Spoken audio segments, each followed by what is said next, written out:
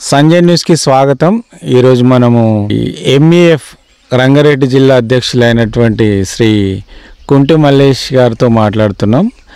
అసలు అతను చెప్పే సూచనలు సలహాలు, అసలు ఎంఈఎఫ్ అంటే ఏంటి, మందకృష్ణ మాదిగ గారు ఎలా ఎస్సీల కోసం పోరాడుతున్నారు అని చెప్పేసి చెప్తారు.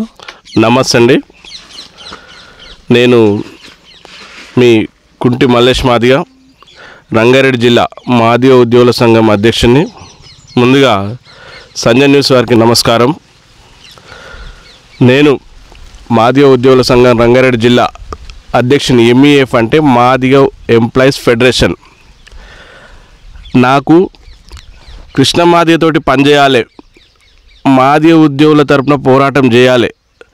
పోరాటం అంటే మాదిగలను ఒక తాటికి తీసుకొచ్చి ఇవాళ ఏదైతే మందకృష్ణ మాదిగ పనిచేస్తుండో, మందకృష్ణ మాదిగ ఎప్పుడైతే ఉద్యమం స్టార్ట్ చేసిండో, ఆ ఉద్యమం స్టార్ట్ చేసినప్పటి నుండి 94లో ఎప్పుడైతే ఆంధ్రప్రదేశ్లో స్టార్ట్ చేసిండో అప్పటి నుండి నాకు కృష్ణ మాదిగ, ఈ కృష్ణ మాదిగ ఎవరు, ఆయన పోస్టర్ చూస్తున్నాను నేను. ఆయన పోస్టర్ వేసిరు, ఊరు మొత్తం పోస్టర్లు వేస్తురు. కానీ ఇబ్రాహీంపట్నం వచ్చిండు. ఇబ్రాహీంపట్నం వస్తే కృష్ణ మాదిగని చూడాలి. నేను ఒక చదువుకునే అబ్బాయిని. నేను అప్పుడు ఆ టైంలో నేను 9th క్లాస్ చదువుతున్నా. కృష్ణ మాదిగ చూడాలి, మాదిగల కొరకు పోరాటం చేస్తున్న కృష్ణ మాదిగ గురించి నేను చూడాలి, ఆయనతోటి పనిచేయాలనేది నాకెంత అంటే, ఒక భగవంతునికి మనం తిరుపతి పోతాం, వెంకటేశ్వరుని ఎట్లా మొక్కుతామో కృష్ణ మాదిగని కూడా అదే విధంగా చూడాలి అనేది నాకు బాగా బలమైన కోరిక. ఆ రోజు కృష్ణ మాదిగ వచ్చిన రోజు ఆయనను ఉద్యమ ప్రస్థానంలో ఇబ్రాహీంపట్నంకి వస్తే ఆయన అరెస్ట్ చేసిరు. అరెస్ట్ చేసినప్పుడు ఈయన దేని కొరకు అరెస్ట్ చేసిరు? ఏబిసిడి వర్గీకరణ, మాదిగలకు న్యాయం జరగాలి, ఏబిసిడి వర్గీకరణ జరిగితే ఎంతో మాదిగలు అభివృద్ధి చెందుతారు, ఎంతో విధంగా డెవలప్ అవుతారు, ఏదో విధంగా అనేది ఆయనకు ఎప్పుడైతే ఆయనకు బలంగా కోరిక వచ్చిందో ఆయన అడుగడుగున తొక్కి పడేస్తురు. అప్పుడు నాకు తెలిసింది అసలు మాదిగల అంటే వెనుకబడిన కులం. ఒక ఊరు అవతల, ఒక షెడ్యూల్ కులాలు, ఒక ఊరి అవతల ఉన్న మాదిగలు వెట్టి చాకరీ చేయడానికే, ఊళ్ళల్లో వెట్టి చాకరీ దొరల దగ్గర పనిచేయడానికే పనికొస్తారనేది అర్థమైంది. అప్పటి నుండి నాకు మందకృష్ణ మాదిగ అంటే ఎంత వీరాభిమానం చాలా. ఈ ఎంఈఎఫ్ తరపున మీరు రంగారెడ్డి జిల్లా అధ్యక్షుడు కదా, ఎంఈఎఫ్లో ఎలాంటి కార్యక్రమాలు చేస్తారు? మీ ఉద్యోగుల తరపున మీరు ఎలా అండగా ఉంటారు? వీళ్ళకి ఎలాంటి కష్టం వచ్చినా, ఏ విధంగానే తేడాలు వచ్చినా, ఉద్యోగుల సంఘం తరపున వాళ్ళ తరపున మేము పోరాటం చేయడానికి రెడీగా ఉన్నాం. వాళ్ళకి ఏదైనా నష్టం వచ్చినా, కష్టం జరిగినా ముందుంటాం. అదేవిధంగా మా మాదిగ ఎంప్లాయీస్ ఉద్యోగస్తులు ఎవరైతే ఉన్నారో, ఏ డిపార్ట్మెంట్ ఉన్నా సరే, ఇప్పటి నుండి ప్రతి నెల 2వ శనివారం ఒక మీటింగ్ ఏర్పాటు చేసి వాళ్ళ కష్ట నష్టాలను తెలుసుకొని, ఇక్కడ ఉన్న మా జిల్లా కార్యవర్గంతో సంప్రదించి, వాళ్ళతో పాటు నాకన్నా ఇంకా చాలా సీనియర్ వాళ్ళు ఉన్నారు, హయ్యర్ ఆఫీసర్స్ ఉన్నారు, వాళ్ళ యొక్క సలహాలు తీసుకొని, సూచనలు తీసుకొని, మనకు ఏ విధంగా అయితే ఇంకా ఇంప్లిమెంట్ అవుతుంది, ఏ విధంగా అయితే మనం ముందుకుపోతాం, ఏ విధంగా అయితే ఇంకా అభివృద్ధి చేస్తాం, మన వాళ్ళకి ఇక్కడ ఏదైనా కార్యక్రమం జరిగినా కానీ ముందుండి పనిచేయడం నా అభిలాష. వాళ్లకు ఏ విధమైన సరే కష్టం వచ్చినా నేను ముందుండి వాళ్లకు అన్ని విధాలుగా నాతో పాటు నా యొక్క కార్యవర్గాన్ని తీసుకెళ్ళి పనిచేయడానికి నేను సిద్ధంగా ఉన్నా. మరి అదేవిధంగా నాకు సహకరిస్తున్న నాతో పాటు నా జిల్లా కార్యవర్గానికి ఇట్లా నేను ఇలా ఈ సంజయ్ న్యూస్ తరఫున నేను వాళ్ళకి అభినందన తెలుపుతున్నా.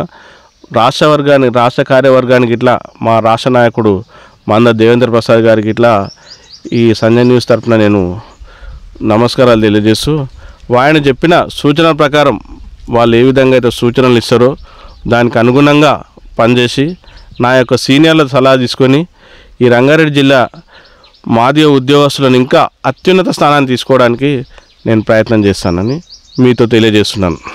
ఎంఆర్పిఎస్ అనుకున్నట్టుగానే వర్గీకరణ సాధించింది.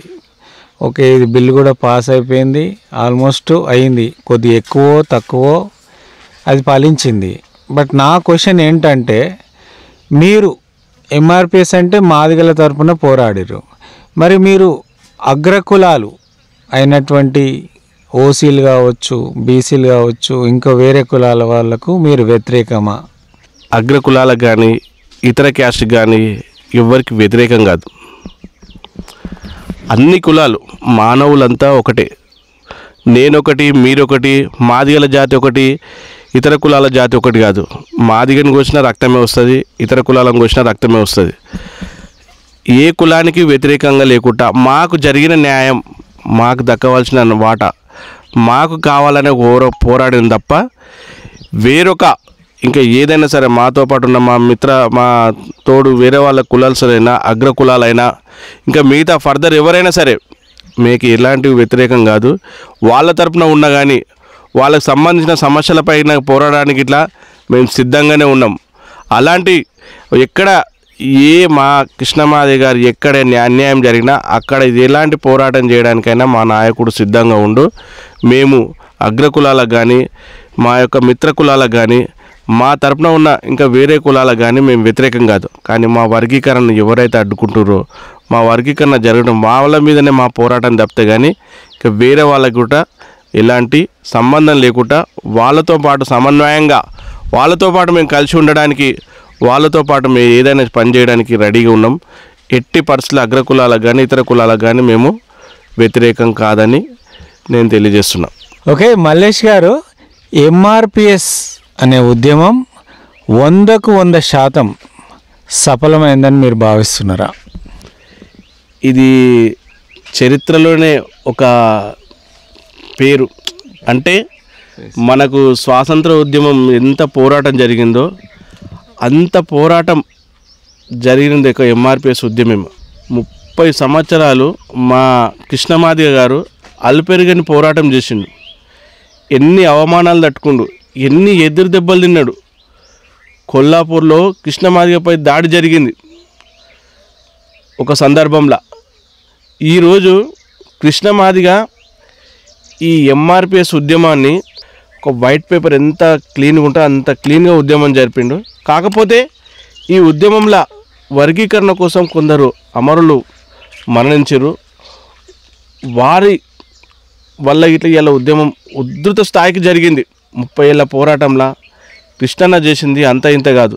తన జీవితాన్ని తన ఫ్యామిలీని మొత్తం పక్కకెట్టి నాకు ముందు ఉన్నది ఏదంటే మనకు అర్జునుడు చెప్తాడు, నీకేం కనిపిస్తుంది అంటే అర్జునుడు ఏమంటాడు, నాకు ఒక చిలుక కన్నె కనిపిస్తుందని చెప్తాడు. ఇలా కృష్ణమాదిగ ఇట్లా ఎంఆర్పిఎస్ ఉద్యమంలో వర్గీకరణకు అదేవిధంగా నాకు ఎవరు ఏది వచ్చినా సరే నాకు వర్గీకరణ కావాలి, నా జాతికి వర్గీకరణ ఫలాలు అందియాలని చెప్పి గట్టిగా అన్ని పార్టీలతోటి అందరితోటి సమన్వయంగా ఎంతంటే తన మీదికి ఒక్కొక్కసారి దాడులు జరిగినా కానీ ఎక్కడికి ఇట్లా వెనుకడిగేయలేదు. అలాంటి గొప్ప నాయకుని వల్ల ఇలా మాదిగ జాతి మొత్తం 2 రాష్ట్రాలలో ఉన్న మాదిగ జాతి మొత్తం కంప్లీట్గా అన్నగారికి పాదావందనం చేస్తాం. వర్గీకరణ ఫలాలు అందించినందుకు, ఈ ఎంఆర్పిఎస్ ఉద్యమంతో స్టార్ట్ అయినందుకు ఇప్పటికైనా మాదిగ జాతి మేలుకొల్పింది ఒక కృష్ణమాదిగనే.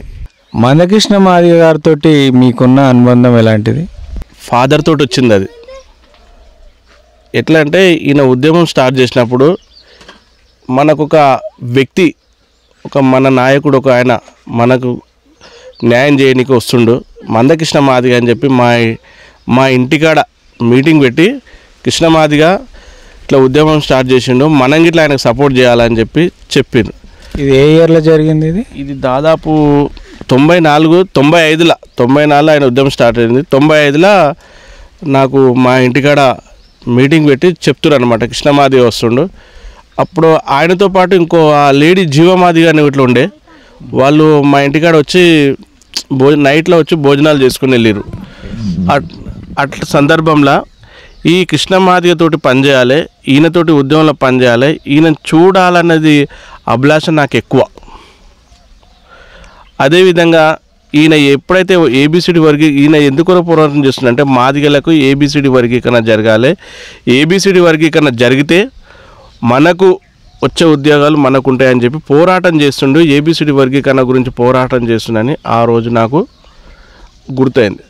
అంటే ఒక నాయకుడు మాదిగల గురించి చెప్పుకోవడానికే, నేను మాదిగ అని చెప్పుకోవడానికే మనం సిగ్గుపడే రోజులలో మనకు ఒక నాయకుడు వచ్చిండు, మనలో వెలుగులోకి తీసుకురావడానికి ఒక కృష్ణ మాదిగ వచ్చిండు అని చెప్పి ఆ రోజు మా ఇంటికాడ పెట్టి మీటింగ్ పెడుతుంటే ఆ మీటింగ్లో నేను విన్నా. అది సందర్భం. ఈ ఎంఈఎఫ్ అనేది ఎవరి గురించి పనిచేస్తుంది, అసలు దీని ఫీచర్స్ ఏంది, దీనివల్ల మన మాదిగ ఉద్యోగ సోదరులకు ఎలాంటి బెనిఫిట్స్ ఉంటాయి? ఎంఈఎఫ్ అనేది మాదిగ ఎంప్లాయీస్ ఫెడరేషన్. అయితే ఇది ఎట్లా అంటే ఎంఆర్పిఎస్కు ఒక మాతృక. మాదిగ రిజర్వేషన్ పోరాట సమితిలో ఉన్న ఉద్యోగస్తులను వీళ్ళని కలిపి మాదిగ ఎంప్లాయీస్ ఫెడరేషన్ అనేది ఏర్పాటు చేయడం జరిగింది. అయితే ఇప్పుడు ఉన్న ఉద్యోగస్తులు మాదిగ ఎంప్లాయీస్ ఎవరైతే ఉన్నారో మామూలుగా హోంగార్డ్ నుంచి ఐఏఎస్ ఆఫీసర్ వరకు ఎక్కడో ఒక దగ్గర వేరే కులాలు అనగదొక్కేస్తారు. వీళ్ళకి వచ్చే ప్రమోషన్లు రాకుండా ఆపుతురు, వీళ్ళకి తక్కువ జాతి వాళ్ళని చెప్పి కొంచెం అది అవైలగా చూస్తురు. వీళ్ళు ఎదిగితే మాకు ఎక్కడ ఇబ్బంది అవుతుంది అని చెప్పి కూడా కొన్ని సందర్భాల్లో కొన్ని కులాల వాళ్ళు ఆలోచిస్తున్నారు. అలాంటి వాళ్లకు మనం ఎక్కడ తగ్గకుండా, వాళ్ళకి ఎలాంటి ఇబ్బంది కలగకుండా, వాళ్ళకి ఏదైనా సందర్భాల్లో అనుకోని సంఘటన జరిగితే వాళ్ళకు హెల్ప్ చేసే విధంగా, అక్కడ ఏదైనా అన్యాయం జరిగితే వాళ్ళకు అనుకూలంగా పనిచేసి వాళ్ళ కోరికలు ఏందో తీర్చి వాళ్ళకున్న బెనిఫిట్స్ రావడానికే ఉద్యోగుల సంఘం తరపున మేము ఉన్నాం. మందకృష్ణ మాదిగ గారికి కేంద్ర ప్రభుత్వం పద్మశ్రీ అవార్డుని ప్రకటించింది, ఇచ్చింది కూడా. పద్మశ్రీ అవార్డు వచ్చినందుకు మీరు ఎలా భావిస్తున్నారు? మాదిగల ఒక ఆణిముత్యం ఎవరంటే కృష్ణ మాదిగనే. ఇలా ఒకసారి ఆయనకు నేను నమస్కారాలు చేసుకుంటున్నా నా తరపున, రంగారెడ్డి జిల్లా ఎంఈఎఫ్ అధ్యక్షుని తరపున. ఈ 30 ఏళ్ళ పోరాటంలో చిన్నపిల్లల గుండె ఆపరేషన్, వృద్ధాప్య పింఛన్, వితంతు పింఛన్, ఇలాంటి ఎన్నో సామాజిక వర్గాలు ఇంకా చాలా ఉన్నాయి. చిన్నపిల్లల గుండె ఆపరేషన్ గురించి ట్యాంక్ బండ్ పైన పోరాటం చేస్తే అక్కడ చిన్న పాప చనిపోయింది. ఆ చిన్న పాప చనిపోయినప్పుడు వైఎస్ రాజశేఖర రెడ్డి గారు ఆయన ముఖ్యమంత్రిగా ఉన్నారు. చిన్న పాప చనిపోయింది. ఆయన ముఖ్యమంత్రి ఢిల్లీలో ఉంటే కృష్ణ గారు మీరు నాకు అది చేస్తున్నారు, మీరు నా మీద ఫైట్ చేస్తున్నారంటే, లేదు చిన్నపిల్లలు చనిపోతారు, గుండె ఆపరేషన్ చేయించాలంటే, అప్పుడు మాట్లాడిన తర్వాత ఆయనంట మన ఇప్పుడు ప్రస్తుతం ఉన్న కేంద్ర మంత్రి కిషన్ రెడ్డి గారు ఇట్లున్నారు. ఆ పోరాటంలో వాళ్ళు మాట్లాడుకున్న తర్వాత రాజశేఖర రెడ్డి గారు ఫోన్ చేసి చిన్నపిల్లలకి ఎంత ఖర్చైనా సరే వాళ్ళకి గుండె ఆపరేషన్ చేయనికే నేను దేనికైనా నేను ముందు ఉంటా అని చెప్పి హామీ ఇవ్వడం జరిగింది ఆ రోజు. ఇలాంటి గొప్ప కార్యక్రమాలు ముందుండి నడిపించిన గొప్ప వ్యక్తి. ఇప్పుడు ఏదైతే 108 ఏదైతే ఉందో అది గిట్ల కృష్ణమాదిగ వారి పుణ్యమే. కృష్ణమాదిగ వారి వల్లనే ఇలా ఈ 108 కార్యక్రమం జరిగింది.